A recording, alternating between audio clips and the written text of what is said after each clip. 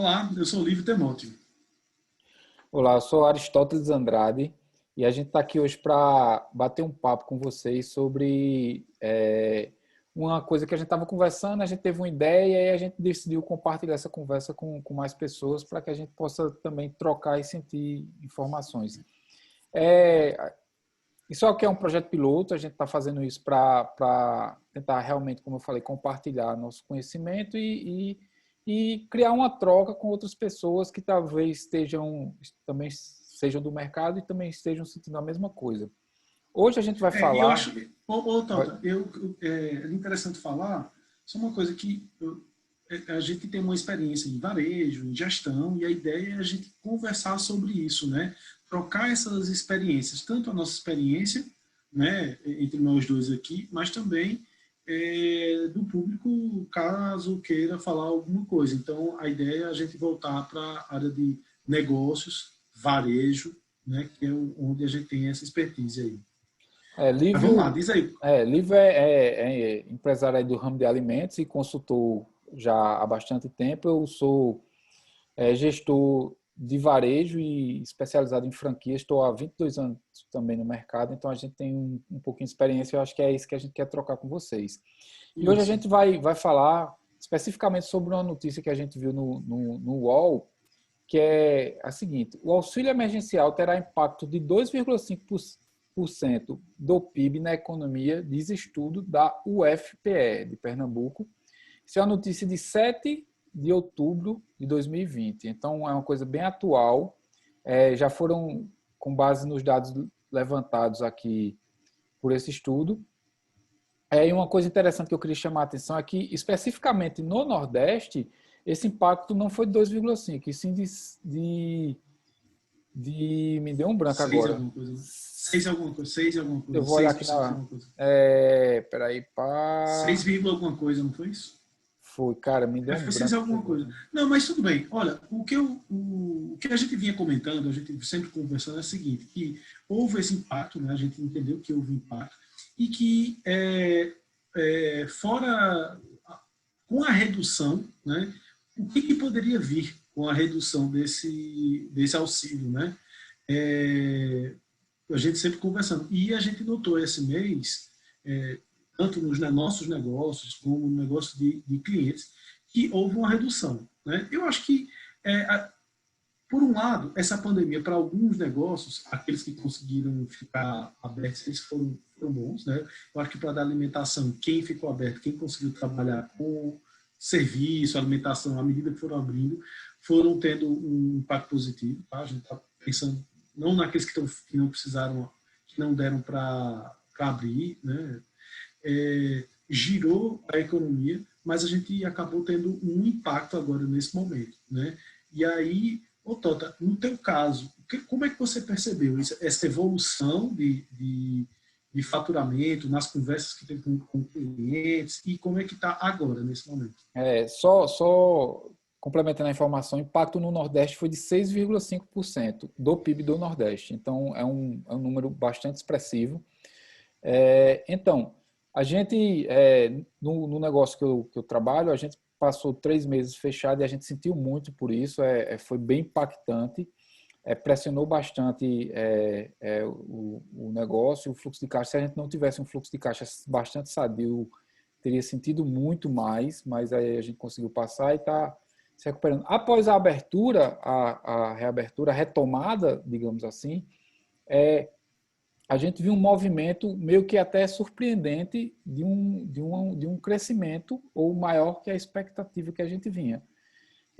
Também amigos que têm outros negócios, que estão no ramo de pet também, o ramo de pet foi muito aquecido também, como o de alimentação, como você citou, né? Supermercado nem se fala, e foram setores que sentiram positivamente tudo isso.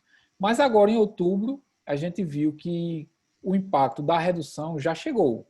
Né? Ele já tá mexendo com o resultado de outubro, ele já está impactando outubro para muita gente.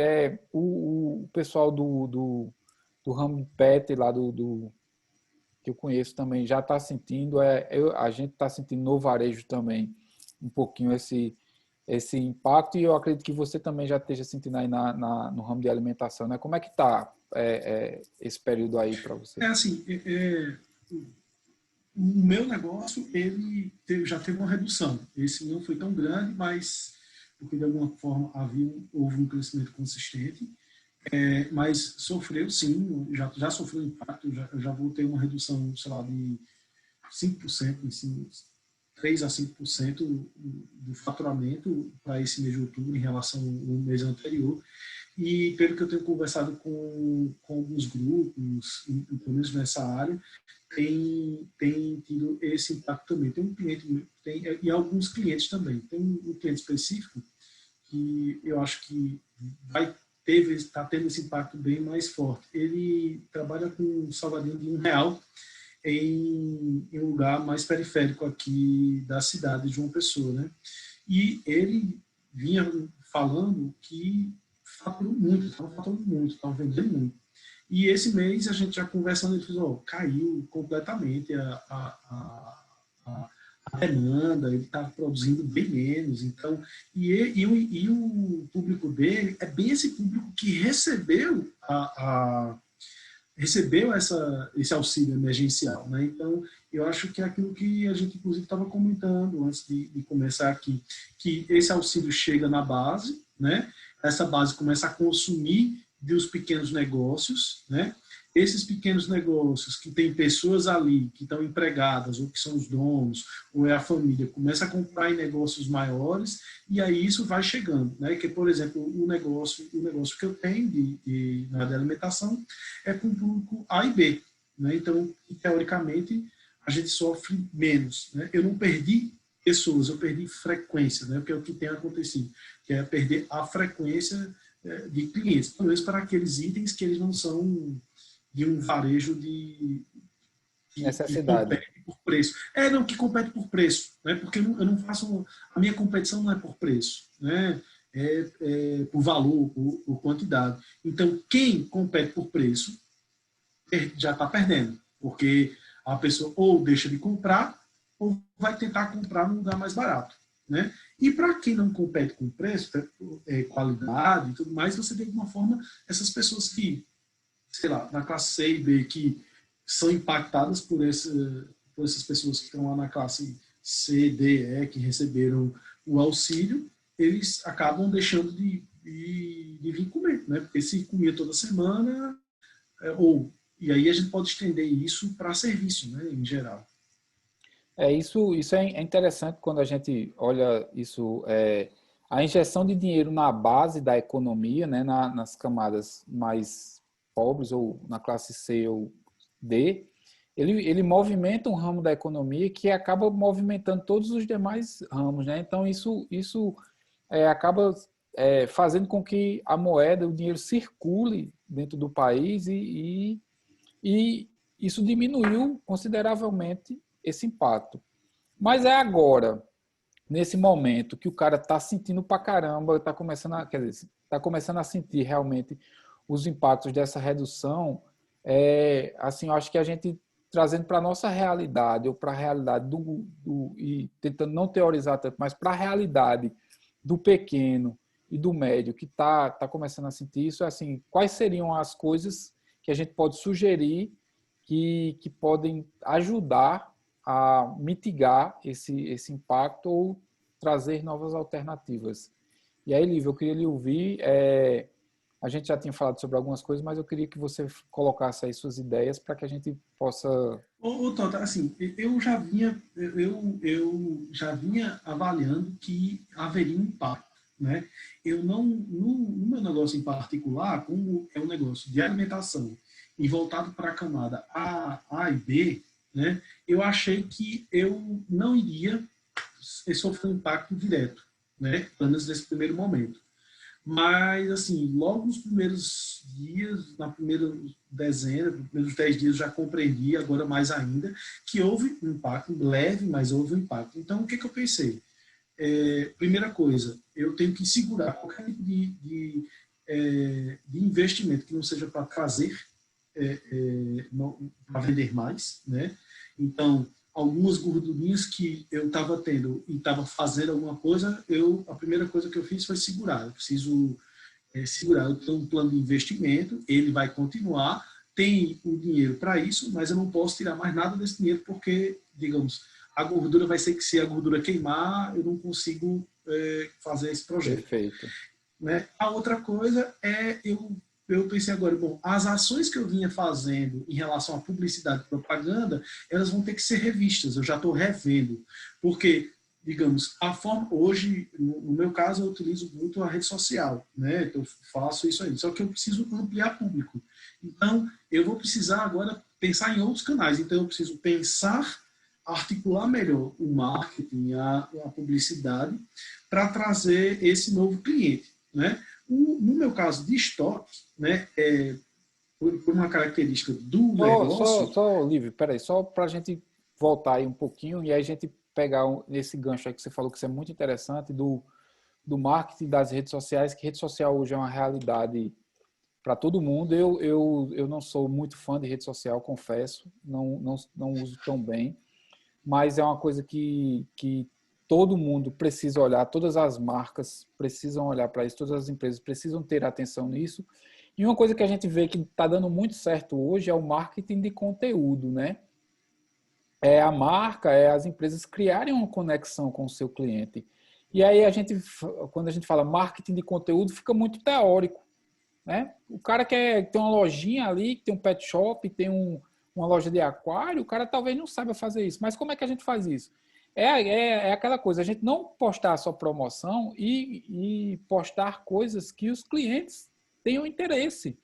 É você conhecer seu cliente e aí você, por exemplo, tá num ramo de moda e você saber que ali no varejo de moda você precisa colocar não só a peça que está para vender lá, que está pelo preço X, mas talvez pegar aquela peça, em vez de você colocar ela com o preço, você colocar ela e dizer, olha, isso aqui vai bem com tal roupa, vai bem com para usar de tal maneira, ou sei lá, ou você colocar um prato e dizer, olha, esse prato ele serve para momentos assim ou momentos especiais e trazer essa comunicação com o cliente, né? Eu Seria posso dar um basicamente exemplo isso. bem prático e bem meu. Assim, eu iniciei fazendo o trabalho, eu elegi o Instagram, vou trabalhar com o Instagram, né? E aí eu comecei a trabalhar especificamente com o Instagram. Eu não contratei ninguém, eu mesmo fiz. Agora, né, eu comecei a pesquisar, existe muita informação na internet, YouTube, de formas como você fazer isso. Eu fui fazendo esse movimento, certo? De como fazer isso. Eu aconselho ao empreendedor ele fazer isso para ver como é que funciona, entender que isso aí funciona. Eu acho que ele não deve ficar direto nisso, porque senão ele não pensa na estratégia. Mas, no meu caso, eu comecei fazendo, né, a gente melhorou o faturamento, eu contratei um profissional para poder fazer isso, mas eu ainda estou na estratégia. Eu já sei o que tem que ser feito lá, mas eu estou aqui na estratégia. Então, pode-se iniciar um projeto desse com o tempo, sem precisar do dinheiro inicialmente, trabalhar com o Olívio, tempo. e outra coisa que é interessante, eu não sei se você já fez, e aí se você já fez, eu queria saber como é que você avalia isso, os posts patrocinados no Instagram, por exemplo. Qual foi o retorno que você teve disso, se você acredita, se você acha que vale a pena? Bom, inicialmente eu comecei a fazer, certo? Mas aí eu disse, aí quando eu fui avaliar pesquisas, ver estratégias, falou só, o posto patrocinado você precisa de um trabalho melhor e às vezes não adianta você fazer o trabalho quando você tem uma base pequena, quando você não tem uma boa estratégia. Então eu adotei inicialmente uma estratégia de o que eu posso fazer sem gastar dinheiro algum para melhorar o engajamento da minha conta. Né? Eu tive uma coisa particular que a conta do meu negócio ela foi banida por algum motivo lá e eu tive que começar do zero. Então eu comecei do zero. Então quando eu cheguei no momento, e não com muitos seguidores, com 3.000 seguidores agora, eu consegui um engajamento de tal forma que hoje fazer um post patrocinado ele gera muito mais resultado do que quando eu tinha antes. Mas não porque eu tenho uns 3.000, mas porque a forma como foi que eu consegui esses 3 mil são pessoas que estão interessadas no negócio. Então, foi um crescimento orgânico, né? É exatamente Exato. aquilo que a gente vinha falando, você conversa com o seu cliente, você tem o engajamento dos seus clientes, né? Então, eu acho que isso é Agora, bacana. eu também acho que é o seguinte, você tem que fazer estratégias, podendo, né? De várias formas. Então, eu fiz, no caso da alimentação, a gente tem os marketplaces, que são iFood, que são essas lojas que vendem. Então, a gente faz um trabalho em cima disso aí também. E na mídia tradicional também. Então, eu fiz alguns pontos na mídia tradicional, de forma que fosse mais barato, para poder trazer o cliente. É aumentar a base. O que eu penso é o seguinte, no meu caso, e eu acho que é um caso de serviço, certo? Onde as pessoas vão frequentemente naquele lugar, a gente tem que aumentar a base de cliente. Porque num momento desse, de diminuição de frequência, a gente consegue manter um faturamento. Perfeito. E aí, para a gente, já passando para um próximo ponto, a gente começou a falar de estoque, né? Você estava começando naquela hora, e eu acho que é bem importante a gente estar de olho no estoque nesse momento, porque você tem que ter um estoque o mais enxuto possível e, ao mesmo tempo, não tão enxuto que você não consiga atender o seu cliente, né? É o que a gente fala de Sim. estoque de segurança. Você saber o que você vai precisar, talvez para uma semana, 2, 3, o tempo que demora para seu pedido chegar, e que você possa garantir o fornecimento para o seu cliente, né? E aí é você saber que você não pode comprar muito, porque nesse momento imobilizar dinheiro em estoque não vale muito a pena, porque o dinheiro que você imobiliza de estoque, você pode faltar no seu fluxo de caixa. E aí, como é que Sim. está sendo isso para você? Você que você trabalha com seu estoque não é tão grande, você faz compra praticamente diária, né? Pela característica do negócio, né? Que como é comida, a gente não tem como ter grandes estoques. Então já está já é um estoque muito baixo, né? O que a gente tem que trabalhar a gente houve aumento dos alimentos muito, né? Então a gente teve um impacto muito grande, então isso diminui muito a margem da gente. E isso é uma coisa que a gente tem que começar a avaliar. Espera, eu aumento o preço, eu tento achar um outro cliente, um outro Fornecedor. fornecedor, né? Então é isso que acho que tem que ser mais avaliado. Eu acho que assim, nesse negócio, na área de serviços, certo? Porque a coisa da comida é meio um serviço, é meio uma fábrica, né? A gente fabrica, mas a gente serve. Então, mas eu acho que na área de serviços, acho que a grande dica é aumentar a base e aumentar a base, certo? Isso para serviços frequentes. E Né? aí, Eu para quem acho está no que varejo, Livre, só complementando, que assim é um pouquinho diferente, né? E tudo, e aí a gente ter, ter, ter o cuidado de estar de olho no seu estoque, né? Planejar sua compra muito bem para que você possa atender o seu cliente sem precisar se estocar demais, né? E talvez um outro ponto que o estoque também vai impactar é você, quando você diminui seu estoque, você vai ter necessariamente menos contas para pagar das contas variáveis, né? E aí isso vai mexer no seu fluxo de caixa. Eu acho que uma coisa muito importante, independente do tamanho da empresa nesse momento, é estar de olho no fluxo de caixa, né? Ter o fluxo de caixa ali na ponta do até lápis. porque o varejo tem uma outra característica que é dividir, né? Então ele recebe parcelado. Então entre compra e recebimento há uma diferença muito grande, né? E aí você tem que essa questão de que você compra talvez em uma vez ou para 30 dias ou talvez até à vista e venda 2, 3, 4, 5 vezes, até 10 vezes, você tem que ter uma grana para bancar esse parcelamento para o seu cliente, né? Porque se você vai dividir, você vai ter que bancar isso. E esse bancar é a diferença do recebimento para o pagamento, e a gente tem que ter o que vai pagar muito ali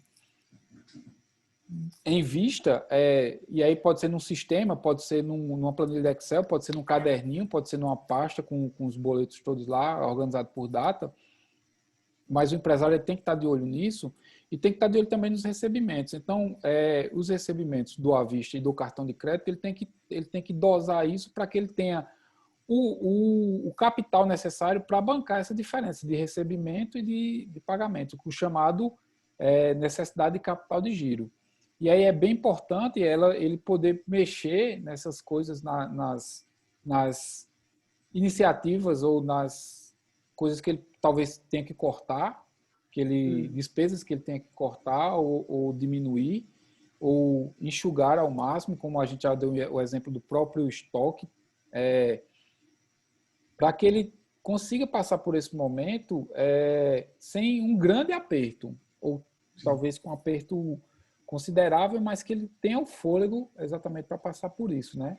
O que tu acha, pensando que a gente teve, apesar de toda essa questão da pandemia e tudo mais, houve um lado positivo, essa questão do auxílio emergencial ajudou de alguma forma a economia, e como você mesmo falou, aqui no Nordeste teve um avanço no PIB de 6,5%, então melhorou, então alguns quebraram, mas muitos cresceram. E agora a gente começa a avaliar o impacto. Para você, isso que está acontecendo agora, qual é a grande lição que a gente tem que tirar disso aí? Cara, excelente pergunta. Então, e isso é curioso porque, por mais pessimista que qualquer analista de mercado fosse, ou qualquer consultor, qualquer cara que faça análise de inteligência de mercado fosse, ninguém imaginaria um 2020 como está sendo, né? Ninguém. Teve um raio que caiu, né? Cara, não prever o raio. Né? Isso teve, assim, um impacto sem precedente na nossa economia. Até hoje eu estava falando isso, eu acho que isso, talvez só algo parecido com isso, talvez tenha sido a guerra, a Segunda Guerra Mundial, ou a crise de 29 dos Estados Unidos, né, que teve um impacto muito grande. Mesmo assim, eu acho que nem se compara. Então, acho que não se compara por um motivo. Porque foi global. E quando você vai para as guerras, ainda foi uma coisa mais regional. Apesar de ser guerra mundial, foram regiões. Agora, 100% do globo todo mundo foi impactado. E aí, isso, assim, demonstrou que você tem que ter uma capacidade de sobreviver aos momentos de crise. Você tem que estar de olho no seu negócio, você tem que estar perto do seu negócio. Sabe aquela velha máxima de que o olho do dono engorda o gado, né? Então, eu acho que é basicamente isso, porque você tem que estar... Eu não vou dizer que você tem que estar preparado para uma coisa dessa, porque, como eu falei, ninguém imaginaria, mas a lição que a gente tira disso é que a gente precisa fortalecer nosso negócio, por menor que ele seja, para que ele possa suportar momentos de crise. Eu acho que a grande dica, talvez, e aí como é que a gente pode fazer isso? Eu acho que basicamente, assim, o beabá, o feijão com arroz, é isso que a gente falou aqui. São 3 grandes iniciativas que vão garantir um determinado fôlego. É você estar de olho, conversando com o seu cliente, ter uma base forte, ter um estoque enxuto e legal, e ter o seu financeiro ali na ponta do lápis. Então, basicamente é isso. Eu acho que eu também encerro por aqui meu comentário, para que a gente possa... eu acho assim, que a gente poderia passar muito tempo falando sobre isso. Muito tempo falando sobre isso. Mas, desculpa aí. Ao vivo acontecem essas coisas. Então, eu acho assim, que eu acho que passaria muito tempo aqui conversando, se fosse falar sobre esses comentários, mas eu acho que uma boa, acho que foi uma boa dinâmica, e eu acho que, assim, na verdade, se tiver alguém que queira perguntar mais alguma coisa, ou entenda qual foi sua dor nesse momento, isso pode ser uma abertura para outros comentários. E aí, pode deixar o comentário aqui abaixo, né, Lívio? E sugestões também, críticas, a gente vai ser muito bem-vindo. Como a gente falou, é uma ideia, é uma coisa que a gente está querendo compartilhar, então a gente está... E a ideia é sempre pegar um tema e conversar sobre, dar dicas, porque assim, daqui sugeriam várias dicas. A gente poderia parar só na parte comercial e dizer o que você tem que fazer na parte comercial para poder melhorar o teu negócio, para cada negócio. O que tem fluxo de caixa para organizar fluxo de caixa? O que tem que fazer no estoque? Então,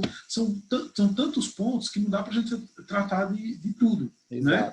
Mas, havendo a demanda, a gente pode tratar. A gente pode, como melhorar o estoque? E ver experiências de estoque. Né? Porque a gente sabe muito bem que a experiência que a gente tem no varejo, ela nos ajuda muito a clarear ideias, né, de quem hoje está tendo uma determinada dificuldade que a gente no dia a dia passa muito bem e sabe o que é isso. Não que a gente saiba exatamente o que sempre como resolver, mas como a gente já resolveu e já deu certo, ou já tentou resolver e deu completamente errado também. Isso também vale. Também vale. É isso aí, então, muito obrigado pelo papo, foi muito bom. Eu acho que então, a gente vai fazer isso o quê? Toda semana? A ideia é essa, né? Que se a gente conseguir, será maravilhoso. Beleza, vamos lá. Abraço, galera. Deixa o comentário aí. Até a próxima semana. Até a próxima semana.